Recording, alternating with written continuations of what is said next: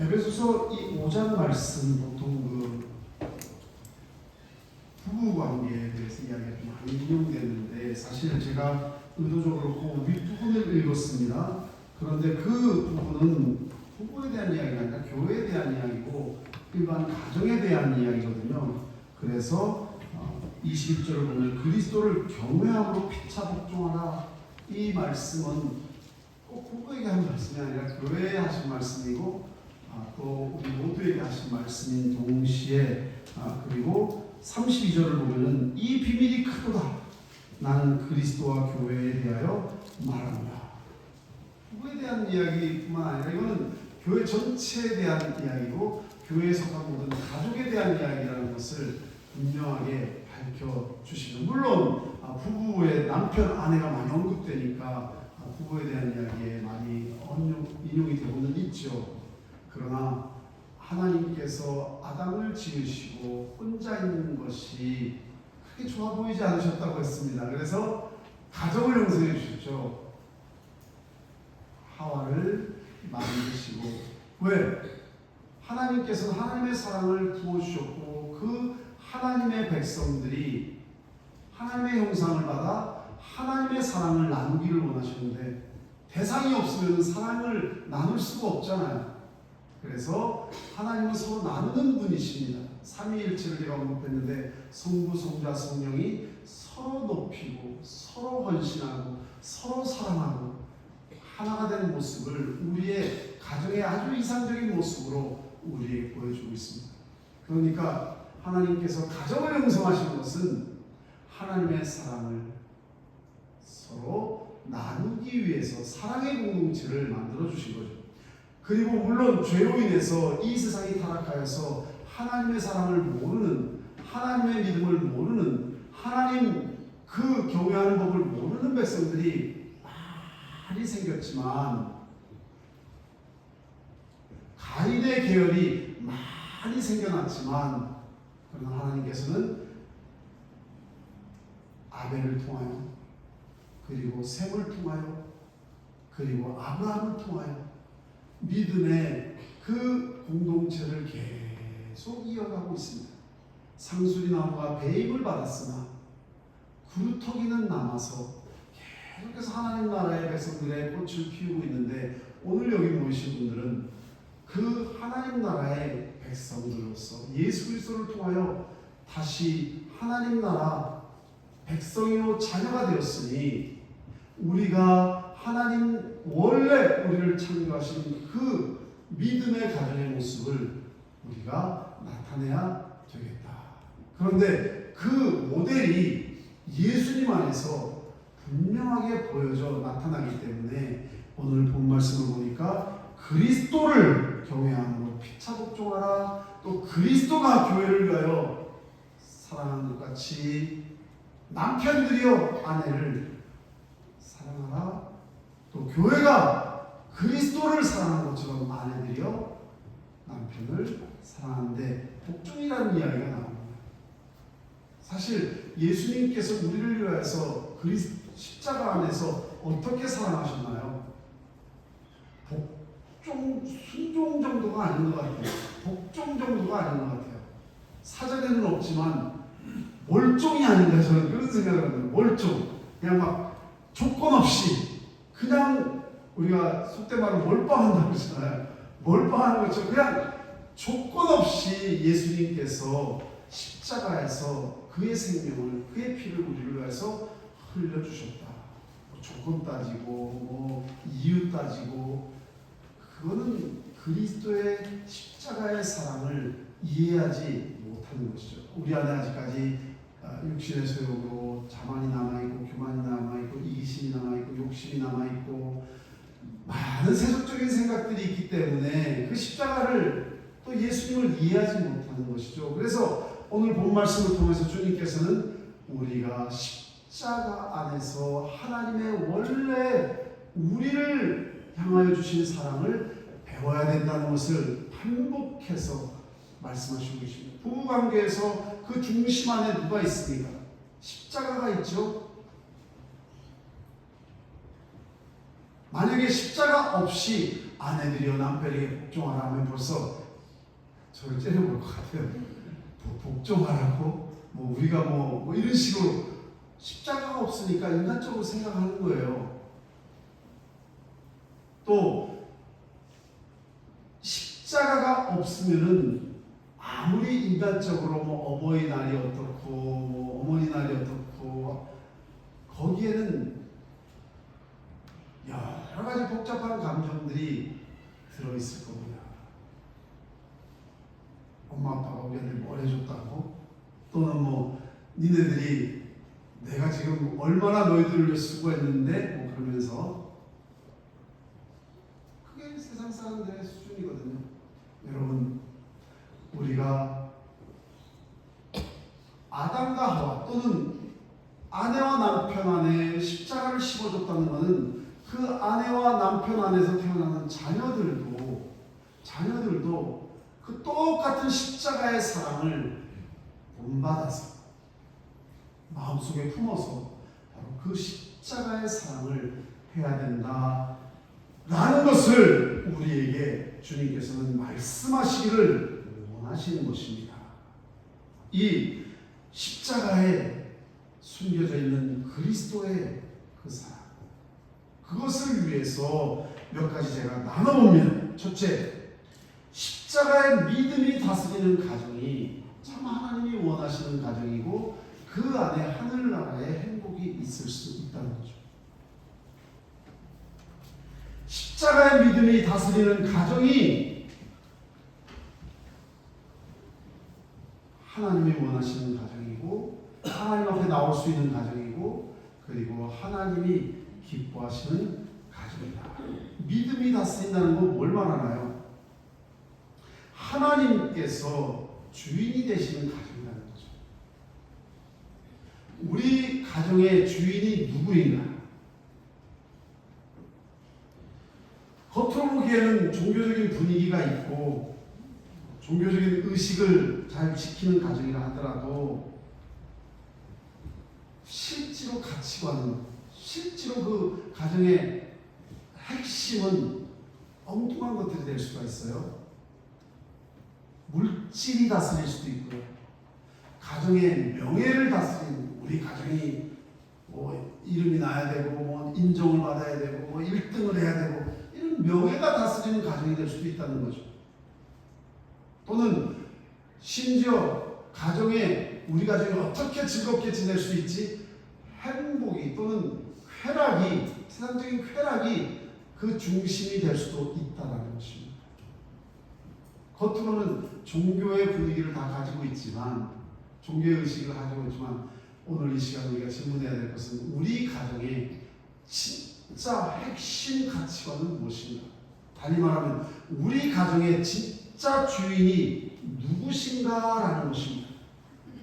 그리스도가 우리 가정을 다스리고 계십니다. 그리스도가 우리 가정의 중심이다.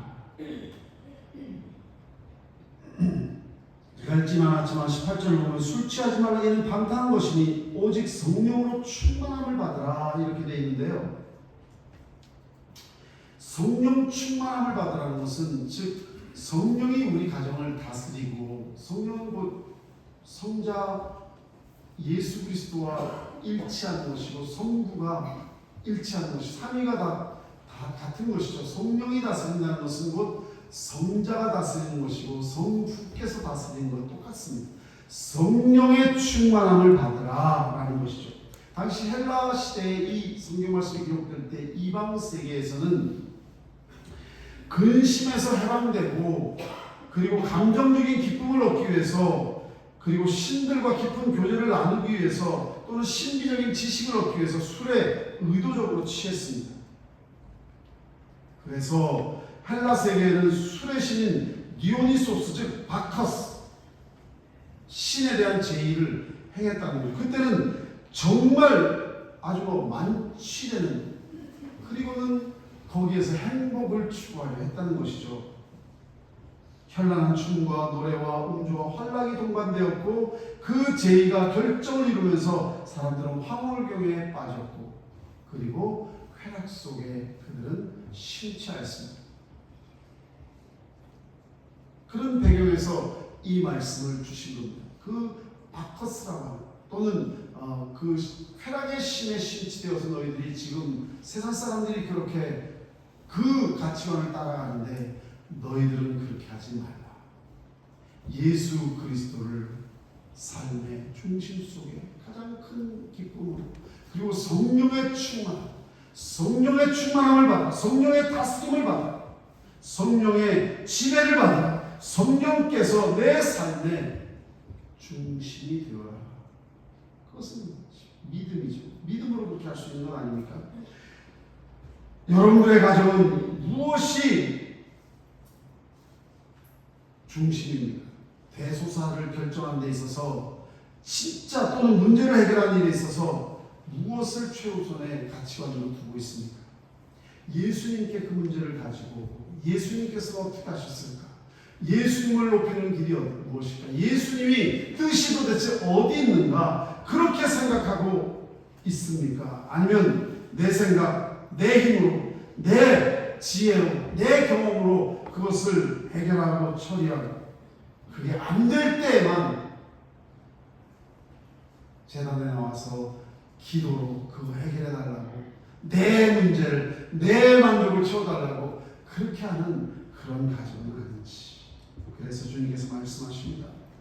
성령의 충만함입니다. 즉 믿음으로 하나님께서 내 가정의 왕이 되어주시고 그리고 주인 되게 해달라고 돈, 욕심, 명예, 권력, 쾌락이 다스리는 그러한 가정인가 아니면 예수 그리스도가 내 모든 이러한 세상적인 것들을 십자가에 못 박고 십자가에서 나를 위해서 죽으신 그 구원자 나의 구세주 예수님이 내 삶의 주인이신가. 내가 십자가에 못 박혔나니 이제 내가 산 것이 아니야. 나를 위하여 십자가 죽으신 예수 그리스도께서 사신 것이라 하는 것이죠. 여러분들이 잘 아시는 그 석유 재벌, 요즘 석유 때문에 아주 문제가 심각한데 미국의 석유 재벌로 유명한 록펠러라는 분 제가 가끔 인용합니다만 그는 아주 그냥 돈이 최고로 알고 살았던 사람입니다.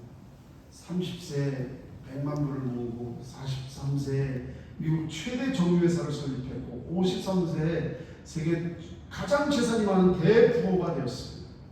근데 갑자기 50 중반쯤 되니까 소화가 안 되고 몸이 유약해지고 그리고 도대체 눈썹과 머리카락이 다 빠지고 불면증에 심각하게 시달리고 죽음만을 기다리는 불치병에 걸리게 됩니다.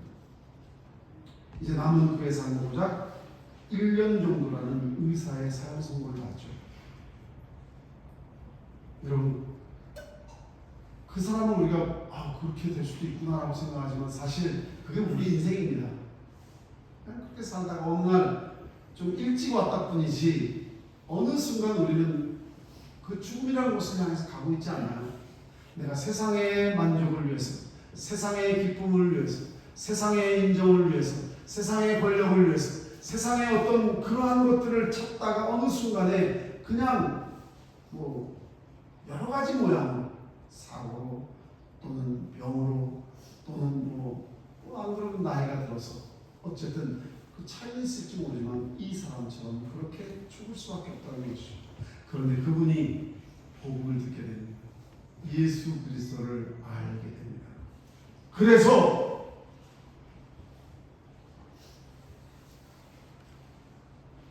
생각을 근본적으로 변화시킵니다. 정말 죽음만 기다리고 있는데 어느 날 성경이 테이블 위에 있는데 그것을 펼치다가 하나님 말씀을 읽게 되죠. 쭉 읽다가 디모데전서 6장 10절에서 멈춥니다. 돈을 사람이 일만하게 뿌리가 되나니 이것을 탐내는 자들은 미혹을 받아 믿음에서 떠나 많은 근심으로써 자기를 찔렀도다. 여러분 세상의 가치관이 여러분들의 인생을 지금 찌르고 있는 것은 아닐까요? 주님 앞으로 나아가야 할 그 길을 여러분들 그 아름다운 하나님을 향한 원래 하나님이 만드신 그 하나님의 형상을 찔러서 병들게 만들고 죽어가게 만드는 것은 아닌지 그래서 생각으로 가득 찬 것은 아닌지, 이 말씀에 큰 깨달음을 얻어서 하나님이 기뻐하신 일이 무엇일까 찾기 시작하면서 여러분들이 이미 다 아실 겁니다. 여러분의 인생을 교회를 위해서 헌신하고 구호단체를 위해서 헌신하고 로펠러 재단을 세워서 많은 선한 일과 사회성을 하고 학교를 24개나 대학을 세웠으니까, 그리고 교회는 거의 5,000개의 교회를 지어서 하나님 앞에 드리고 그 자신이 할 수 있는 범위 내에서 하나님께 기쁨으로 드렸는데, 근데 1년밖에 못 살겠다는 사람이 안 죽습니다. 몇 살까지 사신 줄 아시죠? 90몇 살까지 살았다 그러더라고요. 아주 그 마음이 회복되니까, 욕심의 자물쇠에서 자신이 자유함을 받으니까 건강도 회복되고, 그래서 아주 장수하다가 하나님의 일을 많이 하다가 죽은 이야기 여러분들 잘 많이 들어보셨을 겁니다. 사실 어느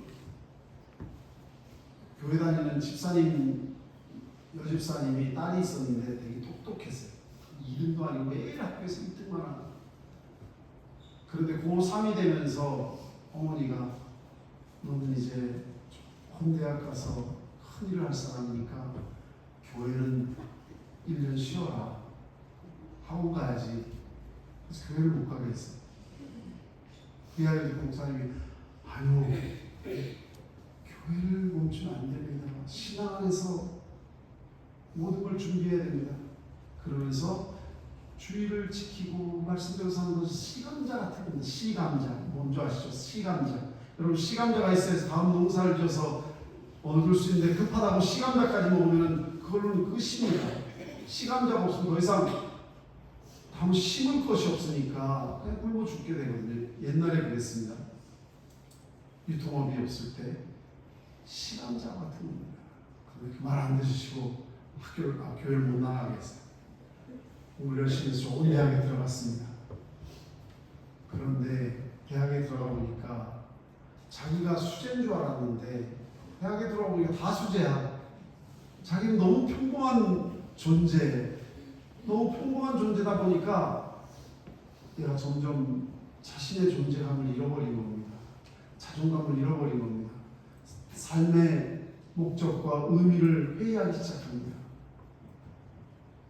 결국 가치관의 상실 속에 빠지고 자존감의 상실 속에 빠지고 결국 마지막에 자살로 끝납니다.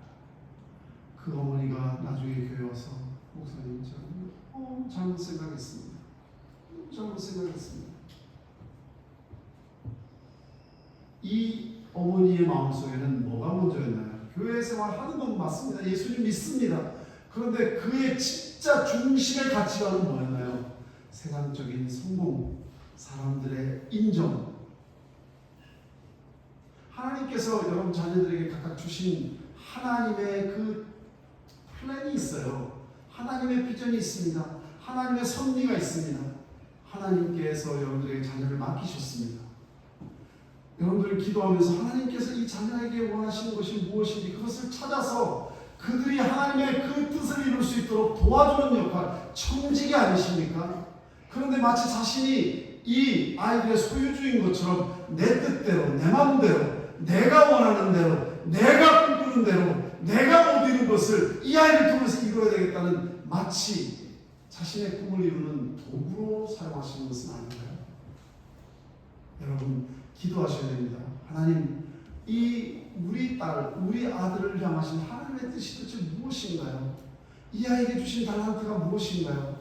이 아이에게 주신 그 DNA가 무엇인가요? 기도하면서 그것을 찾아서 여러분을 열심히 도와주셔야 되는데, 그 중심의 시감자는 뭐죠? 그리스도의 십자가입니다. 그 말씀이에요. 십자가가 다스려야 됩니다. 그것이 이루어지는다면 세상 사람들의 가치관에 왜 맞추려고 합니다? 왜 세상 사람들의 가치관 속에 휘둘리십니까? 우리에게는 하나님의 가치관이 있고 성경 말씀의 가치관이 있고 하나님께서 우리의 왕이시고 하나님께서 우리의 주인이신데, 그러므로 우리들은 믿음, 십자가의 믿음이 다스리는 행복한 가정 되시기를 주님의 이름으로 축원합니다.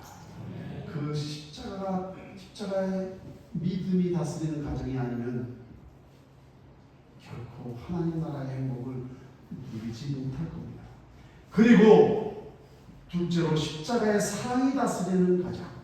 남편들 아내 사랑하는 그리스도께서 교회를 사랑하시고 그 교회를 위해 자신을 주신 것 같이 도대체 이 사랑이 뭔가? 십자가의 사랑을 말하는데 그리스도께서 우리에게 주신 그 제가 몰종이라고 이렇게 표현했는데 그 도대체 사랑이 무엇인가를 이해해서 우리 가정에는 부모가 자녀에게, 자녀가 부모에게 또는 아내가 남편에게, 남편이 아내에게 그 예수님의 사랑이 다스리는 가정이 어찌 행복하지 않을 수가 있을까요? 그 십자가에서 그 사랑이 무엇을 말하는지 여러분들이 너무 잘 아실 겁니다. 역시 남편들도 자기 아내 사랑을 자기 자신과 같이 할지니 자기 아내를 사랑하는 것이 자기를 사랑하는 것이다. 결국은 예수 그리스도의 십자가의 사랑은 제가 설명하지 않아 너무 많이 들어서 아실 겁니다. 거기에는 희생이 있고 거기에는 순종이 있고 거기에는 용서가 있고 거기에는 온전한 순복이 있고 거기에는 넘치는 말할 수 없는 하나님의 신적 사랑이 거기에 포함되어 있는 것이죠. 조건이 아니고 무슨 조건 때문에 사랑이 아니고 몰종이라고 했습니다. 조건이 아닙니다. 어느 부부가 남편이 너무 잘 나가시다가 운전하시다가 사고 나서 불구자가 됐어요. 다리를 부수고 휠체어를 타고 다니시고. 근데 이제 처음에는 그런데 시간이 갈수록 남편이 너무 미안한 거예요. 아무것도 해줄 수 있는 게 없으니까 그런 아내에게 의존해서 휠체어를 타고 다녀야 되고 그 교통사고 나신 분들 보면 그런 것 때문에 굉장히 인생이 함몰되시는 경우가 많더라고요. 그냥 디프레션에 걸리고 자신이 아무것도 할 수 없는 그 자체에 대해서 너무 좌절되고 낙심되고 그래서 정말 서로 그 가정이 깨어지는 것도 본 적이 있습니다만은 그 이야기를 아내에게 하니까 남편이 그 이야기를 아내에게 하니까 아내가 여보 나는 당신을 사랑하기를 당신 다리만 사랑한 게 아닙니다. 당신의 모든 것을 사랑하는 것입니다. 그럼 뭘 말하나요? 당신이 능력이 뛰어난 그 조건 때문에 사랑한 게 아니라는 거죠. 당신 자체를 사랑하시는 거라는 거죠. 예수님께서 우리를 사랑하실 때 우리가 너무 잘났기 때문에 너무 하나님 앞에 잘해서 너무 충성되기 때문에 너무 특별하게 믿음이 뛰어나서 사랑하는 건 아니잖아요. Unconditional, without any condition. 우리 자체를 사랑하신 거 아닌가요? 아멘. 우리 가정 안에 이 무조건, 조건 없는 하나님의 사랑, 그 사랑 안에서 우리가 십자가의 사랑을 받는 남편이 그 이야기를 들으니까 너무 위로가 됐습니다. 격려가 됐습니다. 그래서 조금이라도 가지고 있는 그 경험과 능력을 가지고 앉아서 할 수 있는 조그만 사업을 시작했습니다. 꼭 움직여야 되는 거 아니잖아요. 앉아서 할 수 있는 사업을 열심히 해가지고 두 분은 너무 깊이 사랑하고 자녀들도 잘 키워내고 이 세상에 그 누구보다 행복한 아름다운 가정을 이룬 실지 이야기가 있습니다. 여러분들의 남편이 너무 능력이 뛰어나시고 사랑하시는가요? 아니죠. 여러분 아내가 너무 잘나고 너무 아름다워서 사랑하시는가요? 아닙니다. 우리는 그 사람, 그 인격, 그 인생, 그 자체를 전부를 하나님께서 주셨기 때문에 사랑하는 것. 하나님을 사랑하는 그리스도의 그 십자가의 사랑으로 사랑하신 줄로 믿습니다. 그렇기 때문에 사랑은 오래 참고 사랑은 온유하며 시기하지 않으며 자랑하지 않으며 교만하지 않으며 물에 익지 아니하며 자기 유익을 묻지 아니하며 성내지 아니하며 악한 것을 생각하지 아니하며 불의를 기뻐하지 아니하며 진리와 함께 기뻐하고 모든 것을 참으며 모든 것을 믿으며 모든 것을 바라며 모든 것을 견디느니라. 여러분들의 가정이 십자가의 사랑으로 세워진 행복한 가정 되시기를 주님의 이름으로 축원합니다. 그리고 십자가는 왜 십자가인가요? 하나님이 거룩하신 죄 많은 이 인생들을 구원하시는데 죄를 다 받아들이시지 못하시는 하나님의 거룩한 성품 때문에 예수님을 속죄 제물로 드려서 그 의를 충족케 하셔서 우리로 하여금 마치 흰 예복 입은 아름다운 신부와 같이 만들어서 우리를 구원해 주신 것이 십자가의 구원 아닌가요? 그 십자가에는 절대적인 사랑도 있지만 거기에는 절대적인 거룩함도 있습니다. 십자가의 거룩함으로 다스림을 받는 가정이 참 행복합니다. 집안에 아무리 돈이 넘치고 아무리 서로 애정이 넘친다 할지라도 죄로 가득 차 있으면, 거짓으로 가득 차 있으면 행복하지 못합니다. 서로 밀당하고 서로 속고 속이고 서로 요만한 더러운 죄악이 집안에 들어오게 되면 그것이 서로에게 밝혀지는 날 그 가정은 기초부터 흔들리게 되어 있습니다. 그러므로 십자가 안에서 사랑한다는 것은 십자가의 거룩함, 십자가는 절대적인 사랑이요 절대적인 거룩입니다. 가정 안에 절대적인 하나님의 순결함과 거룩함이 다스리는 그러한 가정으로 성장해 나갈 수 있기를 주님의 이름으로 축원합니다.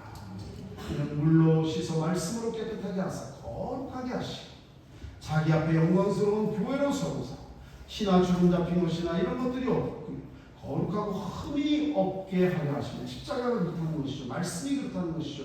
청년이 무엇으로 그의 행실을 깨끗하게 하리요 주의 말씀만 지킬 따름이 내가 전심으로 주를 찾아 싸우니 주의 계명에서 떠나지 말게 하소서. 내가 주께 범죄하지 아니하려 주의 말씀을 내 마음에 두었나이다. 십자가의 거룩함이 우리를 다스리게 하기 위해서는 어떻게 하라고요? 하나님의 말씀이 우리를 깨끗하게 하고 하나님의 말씀이 우리를 거룩함으로 인도하니 우리 가정 안에 하나님의 말씀이 살아있어야 되겠다라는 것이죠. 하나님의 말씀 없이 우리는 깨끗한 집을 가질 수 없습니다. 예수님께서 교회를 사랑하시기 위해서 자기를 주신 이유를 말씀으로 정결하게 하사 자기 앞에 영광스러운 신부로 교회로 세우기 위함이라고 하셨으니 말씀이 우리를 깨끗하게 한다고 하였으니 우리 가정에 말씀이 다스려져야 되겠다라는 것입니다. 여러분 가정에 얼마나 말씀이 다스려지고 있습니까? 요즘은 성경책 많이 안 가지고 다니시고 모바일폰으로 성경 많이 보시죠? 이거 들고만 다니면 뭐합니까? 성경 앱 몇 번 열어보셨나요? 교회 와서 이거 할 때만 아주 성경 앱 속에 여러분 점심 때도 저녁 때도 아침에도 언제든지 옛날같이 막 이렇게 집사님 태티 내면서 다닐 필요 없습니다. 이거 하나면 다 들어있습니다. 성경 말씀은 이제는 핑계될 것이 없습니다. 하나님 말씀으로 여러분들의 가정이 중심에 하나님 말씀이 살아있기를 주님의 이름으로 축원합니다. 신명기 6장 1절 2절 말씀 이는 곧 너희 하나님 여호와께서 너희에게 가르치라 명하신 명령과 규례와 법도라 하나님 말씀이라는 거죠. 너희가 건너가서 차지할 땅에서 행할 것이니 곧 너와 내 아들과 내 자손들이 평생에 내 하나님 여호와를 경외하며 내가 너희에게 명한 그 모든 규례와 명령을 지키게 하기 위한 것이며 또 내 날을 장구하게 하기 위한 것이라. 그런데 실제로 갤럽 조사에 하면요 한국 크리스천들이 성경을 거의 읽지 않는다고 합니다. 옛날에는 말씀을 엄청나게 사모하고 많이 읽었는데 요즘 성도들이 일주일 동안 한 번도 성경을 보지 않은 성도가 51.9%. 그러니까 성경을 멀리하는 것은 교회가 지금 무너지고 있다라고 해도 틀린 말이 아닙니다. 우리 가정에서 성경을 얼마나 많이 가까이 하는가? 거기에 따라서 우리 가정이 지금 주님 안에서 살아가고 있는가 아니면 우리는 영적으로 몰락하고 있는가 딱 기준점이 될 겁니다. 지금 건재한데 아니요 금이 가고 있을 겁니다. 사랑하는 성도 여러분, 하나님의 말씀 안에서 우리의 가정이 그리스도의 십자가의 거룩함으로 세워질 수 있는, 그럴 때 비로소 우리 가정이 하나님의 나라의 행복을 누릴 수 있습니다. 의무가 아니라 이것은 정말 머스트입니다. 성경이 없으면 현대사회의 자녀교육은 불가능하다라고 이야기하는 사람이 톨스토이입니다. 맞습니다. 신앙교육, 하나님 말씀 없이 이루어지지 않습니다. 모쪼록 사랑하는 성도 여러분, 여러분들의 가정에 예수님이 주인 되시기를 주님의 이름으로 축원합니다. 십자가의 그 믿음이, 그 사랑이, 그 거룩함이 우리 가정에 넘쳐났습니다.